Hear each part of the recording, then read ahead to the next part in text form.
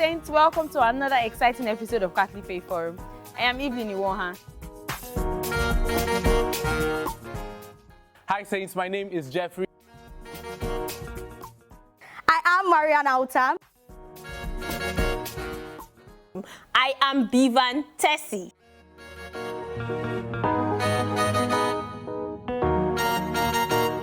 A good character, they say, is the best guarantee to a happy and peaceful life. Little wonder it is often said that bad character corrupts good manners. Hi Saints, welcome to a wonderful episode of Catholic Faith Forum. I am Bivan Tessy, your ever delightful host. I have with me in the studio my people, my personal people. They are here with me to discuss the topic, values that matter. Don't worry, they are people of value.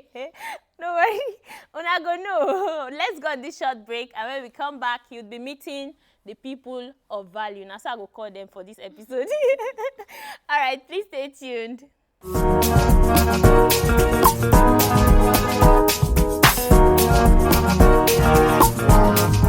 Welcome back, Saints. If you're just joining in, this is Catholic Faith Forum, and to my left, yes, is Padre of Value, FriarJay. Everybody clap. Yeah, don't mention. Don't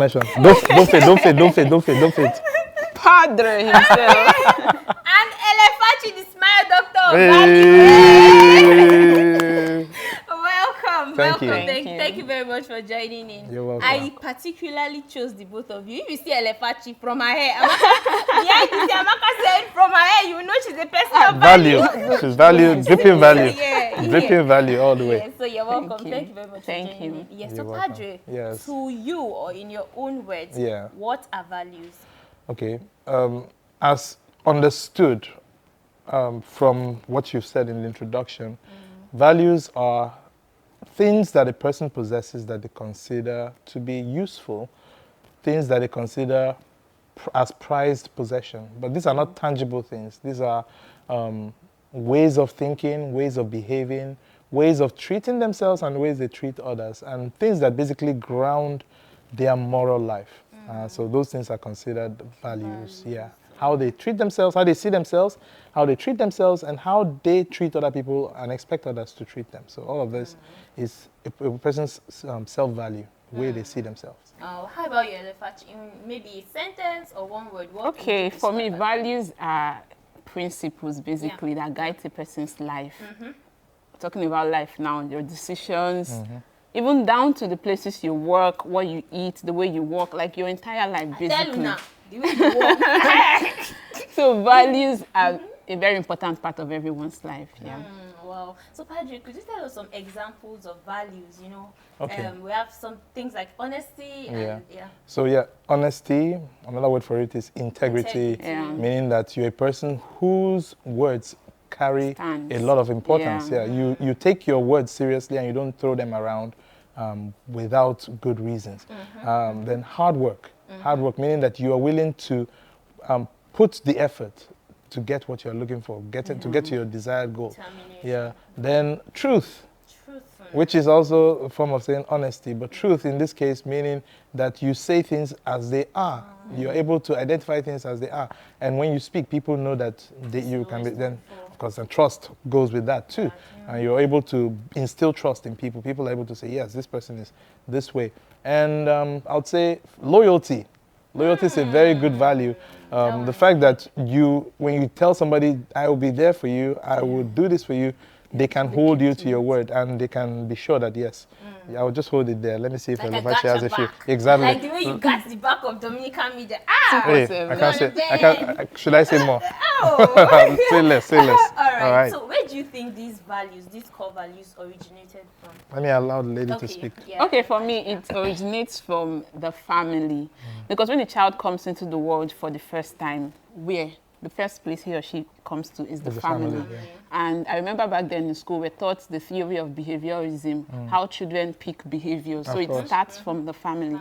So it's what they see around them gradually. That's the first thing they're introduced to before they meet the outside world. So for me, it starts from the family. Yeah, Right, and I think... From a spiritual stance, I was going to... Yeah, but I would also say, Okay. even the spiritual would Yes. speak about the family as the domestic church. Yeah. Okay. So even at home, you are expected to pick some of those things that the church believes and teaches, and will be fleshed out as you get into the larger society, Yeah. into the larger church, and interact with other people. So, and of course, the church is made up of families, smaller units coming together as the bigger family. And we all see ourselves as a family. Philippians chapter 2 makes it very, Ephesians chapter 2 rather, makes it very clear that we are part of God's household.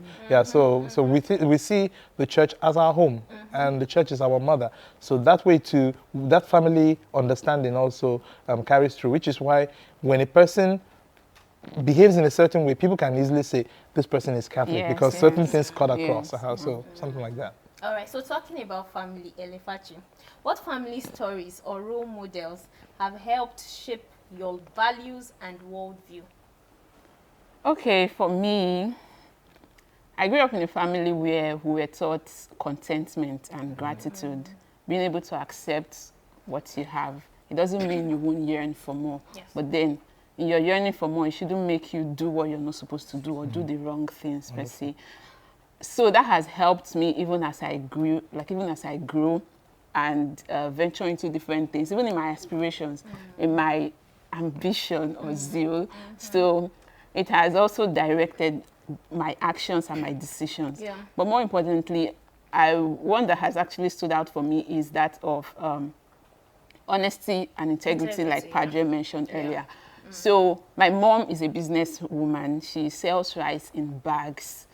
So, and Come and buy your rice. Shook it there. so I think after my WAEC, probably 2016 or 17, I had to stay. I went to a shop for a while before I got admission. So sometimes when people come to buy rice, that was where I got to know there are different kinds of rice, long grain, short grain, the one that is good for a particular kind of food and all of that. So there are popular rice. Sometimes people buy products based on the name, not really based on the quality. Yes, quality. quality. So because of that, now when it comes to rice business, people now so they put another rice In in another another bag. bag, in the Okay. popular brand bag. So because people like to buy that That particular brand. brand, people now go for it, not knowing that it's another product that is there. Inside. So there's this particular rice bag there. I don't want to mention the name. So there's been several cases where people come to buy this rice. My mom has rice in her shop.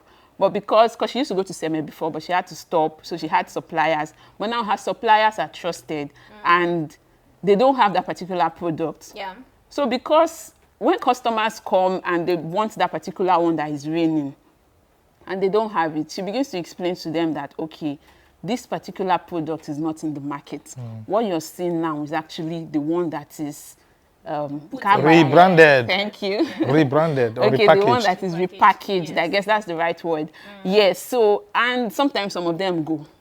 That's the truth. Yes. But then I realized that over time, those people that buy from her but she's going to tell you, okay, this rice is good. You can use it for, this is how to cook it. This is the amount of water. She's going to guide you. And when you try it and it's nice, I see them come back again and even recommend her to other people. Wonderful. Like during seasons like this where business people share, like they direct their boys to come to her to buy rice because of that honesty and integrity. You can trust. Exactly. So that has actually helped me in, part of my Yes, values your and family. And I think the reason why it stuck with you is because you saw the positives in it Absolutely, too. Because a yes. lot of people will tell you, who telling the truth help? Exactly, If you tell truth, hungry will kill you. Telling the truth go help us now. Exactly. Yes. Let's have Mariana tell us the truth about the life of Saint John of God. We'll be right back.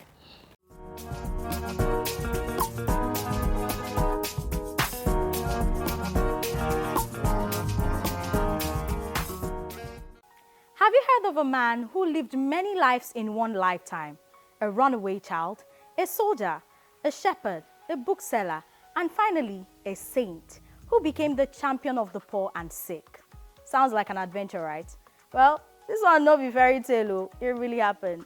This is an incredible journey of Saint John of God, our Saint of the Week. John was born in Portugal in 1495, but life for him was never simple. As a boy, he ran away from home and ended up in Spain working as a shepherd. Wait, have you ever thought of running away from home before? This might just be your sign. Not me tell you this one, no. Well, later on, he became a soldier and lived recklessly, fighting wars and making choices that were far from saintly.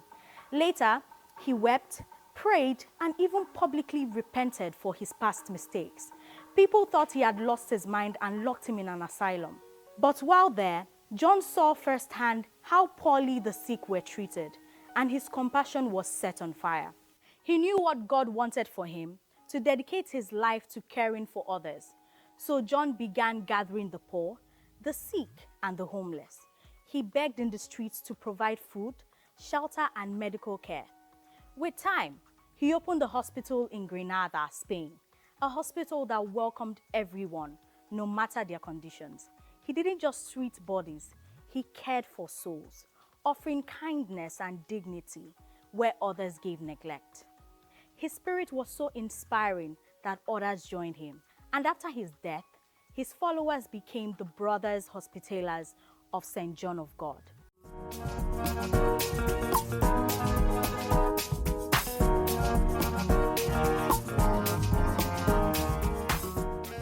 Thank you very much, Mariana, for that wonderful story on the life of St. John of God. So back to you, Father. We're talking about telling the truth. Yes. So now, tell us, what are the most important values in your life? I say life. Oh, Jim.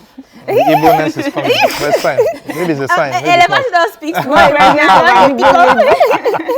In your life right now, tell us the truth. Oh. Yeah, sure. Okay. It's good that you mentioned truth, because the motto of the Dominicans is veritas, truth. So that's a very core value for me. And some people say I'm blunt. So I'm guessing it's a good thing, but some people don't like it. They don't want to be told the truth. So truth is a very important value for me. Yes. I might try to dance around the issue, but I will still tell you what I need to tell you. Yeah. Because I feel if you know the truth, it saves you a whole lot of heartache. So truth is the foundation. Then the other thing is honesty. I don't want to sell something to someone that I know I myself would not want to use. So whatever I'll tell you, I want you to be able to take it to the bank and be sure that this is the way it is. And it also comes from my background too, because if you lived up north, one of the things you would hear, especially in Bantal, just like herself, my dad ran a chemist shop. People will come and they say, oh, give me so medicine. And you tell them, okay, if you take this one is better. Or something. Have you tried it before? That's the Hausa way of thinking. They'll say, have you tried it before? So they want to take it based on your own testimonial, based on your own testimony. And if you do and it works, they'll come back later and tell you, okay, that's when you talk, it worked, oh, that's very good. So for me, truth, honesty, very important. And self-reliance. Be able to take care of yourself, be able to hold your own, be able to take pride in what you can do, put in your best in what you do. Good work does not kill. Hard work does not kill. It builds you. And it builds character, because you are somebody who says, look, I want to do things the way they ought to be done. I want to follow I want to take the right path. So all of those things helped to shape who I am. And of course, it's because of the people in my life who have modeled that kind of lifestyle for me that has also influenced me. So sometimes I feel offended when people tell me as a priest, are you sure? I'm like, are you saying that I don't know what I'm saying? But I understand. But I understand because of the situation around us. People say, don't lie to me. I'm like, have I lied to you before? Or are you used to me lying? I think it's people, it's a prevalence. The prevalence of it. The prevalence of it makes people trust. I say it sometimes humorously that Nigerians have trust issues. I know it's not everyone, but a lot of people do. I mean, people have fallen victims of a lot of scams and all of this. So somehow I have also fallen, and this person actually opened their eyes and scammed the priest. Wow. It's just crazy. It go shock you. Yeah, but that's just to tell you where we are. Yeah. So talking about telling the truth or doing things just the way they ought to be. I remember then, my daddy. You know how in school, in secondary school, you want to write JAM or you want to write WAEC, and then they say, how may you go put this on for another school? Special center.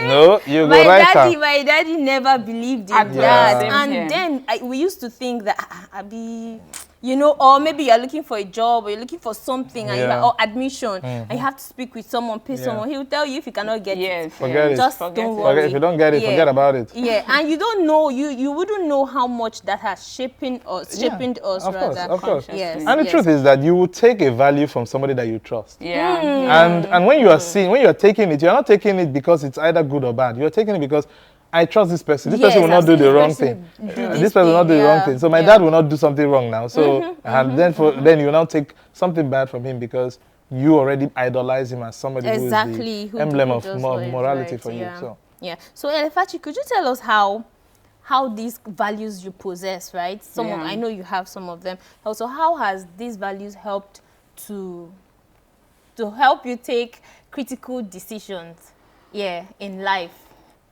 Yes, I mean, I have several experiences, especially while I was in school. Even though out of school, though, University. Yes. But most recently, I think last year.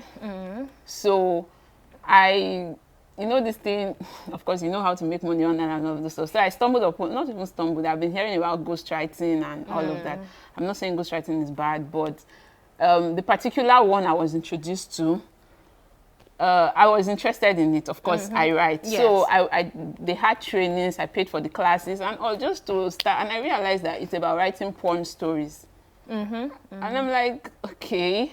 But then the money is mad. Like, they pay in dollars. Ghostwriting is like is a gold mine. But I'm like, guys, there are no other. Of course, I know there are other aspects of ghostwriting and all. It was kind of tempting, truthfully, because guys, I needed the money, and I can write. It's not like I cannot do the work. Yes. But then this is contrary to my value system, to my belief. I can't be doing this. And I mean, I just had to turn the offer I got down. I turned it down. It was quite painful, but then. And even in school, there's been, okay, talking about this malpractice now you mentioned. While in school, so they used to say, there's a socket, there's a person that read very well, prepared very well for the exam. Then there are extensions, so they used to arrange themselves like socket that. And extensions. The euphemism that we use for bad things. When we want to go into the hall, they already know themselves. So I do tell my friends or some of my classmates, we can study together. Sometimes I remember even hosting, like having extra classes, like we come together to study. But once we get into the hall, you don't know me, I don't know you. When I even enter the hall, I go to the first seat because I know you cannot come there and be asking me questions. So I just walk, and I had issues with some of my friends. A lot of them. Some of them were like, nobody all of us entered the school together. Why you do like saying only you know book? You're not going to carry first for university. Yeah, they say this thing it will not lead you to heaven. You don't know tomorrow. Oh my God. I heard several things actually. It was not easy, but then I know that this was what I was trained with. Yes, my parents. This WAEC you mentioned, guys. WAEC. NECO, what do you want to call it again? WAECO, WAEC GC, NECO. I wrote all of them. Why? Because I was looking for mathematics, and my parents refused to pay for this. In fact, the first WAEC I wrote, I had a different hall entirely. I was just, I think it was literature. I was just there alone. Other people were writing their exams. So guys, I cannot now go to the university and start messing up. So it has really shaped the way I do my things, my decisions, and all of that. All right, we have Jeff on standby, waiting to tell us a little, no, is it a little? More. Waiting to tell us more about an article of our faith. Over to you, Jeff.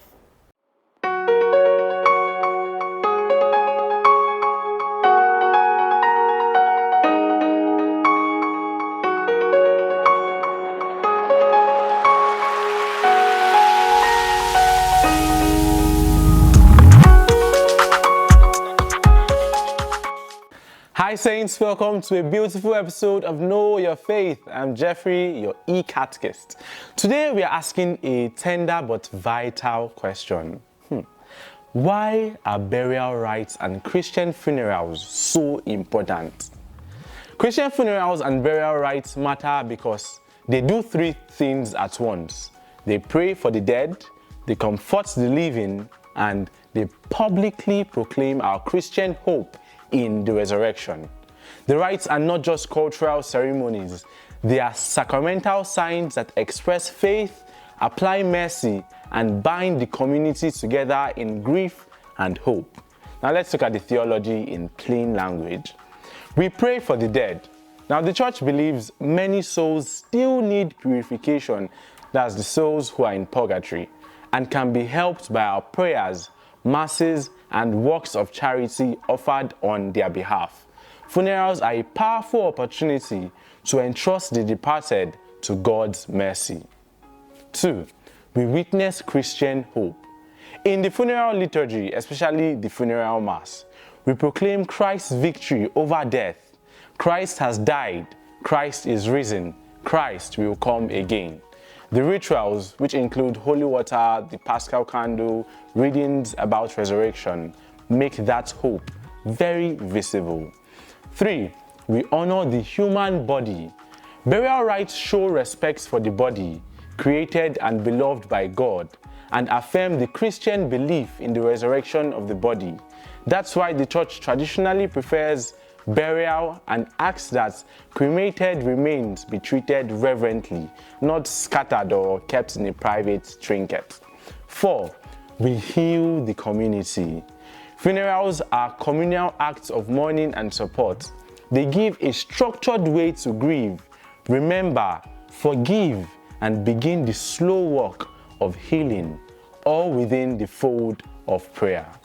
Now, here are some practical notes for us to explain what this really means.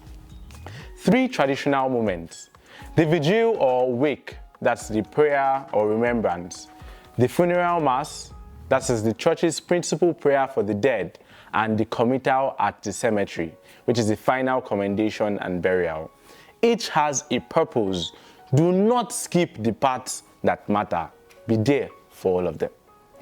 Symbols that teach: holy water for baptism, pearl for baptismal dignity, and the Paschal candle, that's Christ, the light. Incense, prayer rising to God. Knowing these helps people hear the liturgy's message. Now, the cremation guidelines. The church allows cremation but asks that ashes be treated with the same respect as a body, kept in a sacred place, not scattered, hope you are listening to me, and buried or entombed. Talk with your parish if cremation is being considered. Now, here is what the living need. Presence more than perfect words. Show up, bring a simple memory, a short story, a practical offer, meals, rides. Just be there. Funerals are as much about comforting the living as they are about praying for the dead. You should also plan ahead, making funeral preferences known, that scripture readings, hymns, burial wishes is a spiritual work of mercy. It spares family conflict and ensures the rites reflect faith. Now, your challenge for this week is 1. Attend a Catholic funeral or funeral mass if one is happening near you, even as an act of support. 2. Learn 2 funeral symbols. There's the pearl, there's the Paschal candle, and what they mean. 3. If you are able, offer a mass intention for a deceased person. Your parish can help. Remember, small steps, big mercy. That's it for today, saints. Funerals aren't just ceremonies. They are prayerful echoes of the gospel in the middle of our grief. They remind us that death does not have the last word. Death does not have the last word. Till next time, be bold, be Catholic.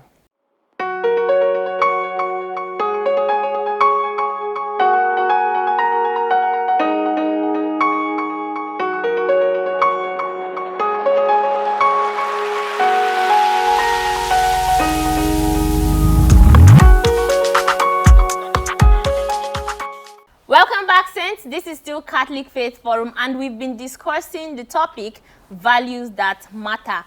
Of course, these are my people of value. We want it. We You check ain't Patrick carry the scene. Let's go start to write for your forehead. No. Just, Okay. it's fine. We embody it. We don't need to write that's it. True. Yes. That's true. Yes, That's sir. correct. Yeah. So, in a spirit of embodying Values. values, Yeah, right? yeah. Could you tell us about a time when you had to stand up for a value you believe in, even in a very difficult situation? I would use 2 experiences. One was my father's experience and one is mine. people say I talk about my dad a lot, but that's because of You the look kind like of person. him. I do. I know. I know. See these pictures? Yeah. Sure. Yeah. So I remembered once, the very first time I was sent home for not paying my school fees, and I went home. I was not happy because usually before the term gets halfway, my dad was already paid.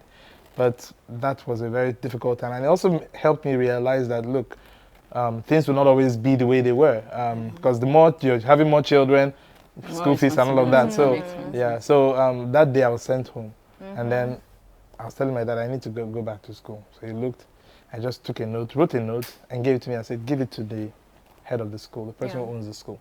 So I took it to her, and I said, my dad said I should give this to you, and she just read it and she told me go back to class. Wow. I didn't read what was in it, but the fact that she honored that note told me a lot about my father and the kind of impression that he has made on people that made them respect his word. Yes. The note was not big. It was probably just 2 sentences. And then his signature. He likes his signature a lot. So he just wrote and then signed it and sent it with me. I didn't look at the note. I just took it and gave it to her. And she just looked at it. She didn't even think twice. She just looked at it and said, okay, go back to your class. So for me, that spoke to me. And I said, I want to have that kind of power. My dad is not rich in terms of material things. He wasn't living in the highbrow part of society. We're surrounded by poor people like ourselves. But he had respect. You know, they will talk about street cred. He had street cred. And for me, that was everything. Street cred means street credibility. Yeah, street credibility. He was somebody who was respected. Who was respected in that community. He was somebody. He was the community doctor, so to speak. So people respect him, and he's somebody who is very vocal about his faith. He doesn't go about Bible thumping, but you know that this man exudes his faith. So that for me spoke to me, and I wanted to have that. So I started modeling my life after him. And I wanted to. I never thought I was going to be a priest, but I just wanted to be an honest Christian, be an honest worker, do what you're supposed to do, and be able to speak, and people will respect it because they know that you are saying the truth. And so for me, I've always modeled my life after that. So when eventually, I think there was a situation that happened in class one day. I can't remember the full scenario, but I remembered some people did something, and then the following day, the form master came to the class and said, we heard that so thing happened yesterday, and so people were implicated. Who are the other people who were with them? And then some of, you know how bad boys can be. They want to implicate other people, whether or not they are guilty. Definitely. And then Ben said, Jude is one of them. I said, Jude, never. I was so happy. I was so happy because I was going to say, well, sir, there's no need. Don't even say anything. Never.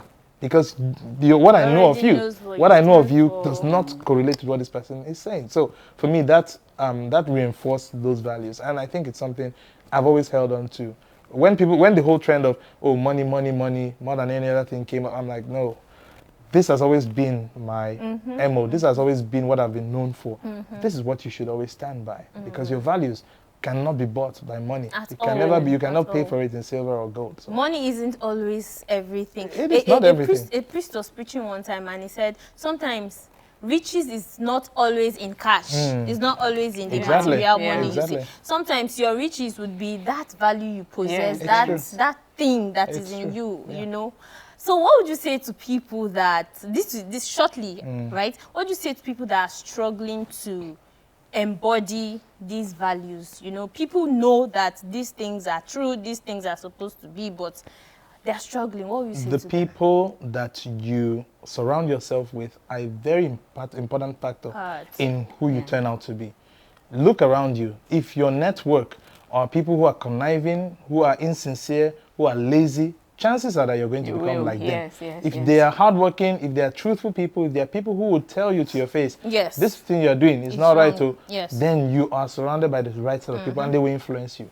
So you just check your circle of interest, your circle of friends, and that would let you know who you are. Yes. Thank you very much. You are welcome. EleFaChi. Okay, EleFaChi, just quickly, just one note. Okay, I would say that you should go back to your why.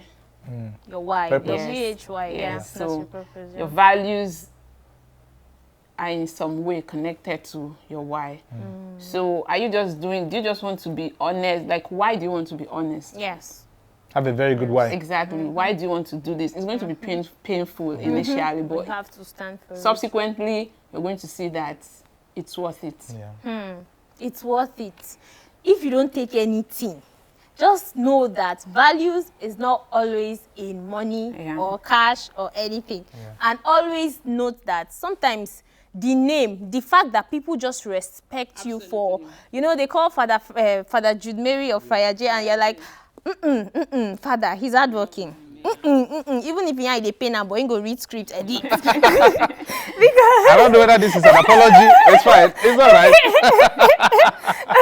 So just take it as an apology. Sure. Yes, Yeah, I get so you. all right. But thank you so much, FriarJay and EleFaChi, for coming for having around. us. And yes, Saints, if you at all did not grasp anything, just know that integrity, at least integrity as a good value, name. Have a good just name. exactly, Yes. it's just what you need. Yes. If you have more questions, please place them in our comment section. And also, don't forget to follow us on all social media platforms at TFF on TV. I remain Bivan Tessy, and this is FriarJay. Wait, I talked something from the beginning. I said my people of value. Yes. The person of father of value, Father of FriarJay, FriarJay. and Lady smart of Dr. value. EleFaChi. Value. Exactly. All right, so and until next time, we're going to say together, Keep being saints in jeans and shirts. Bye.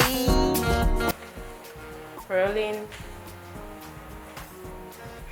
Catholic Faith Forum Season 19, Episode 13. In 3, 2, 1, action. A good character, they say, is the best guarantee to a happy and peaceful life. Little wonder it is often said that bad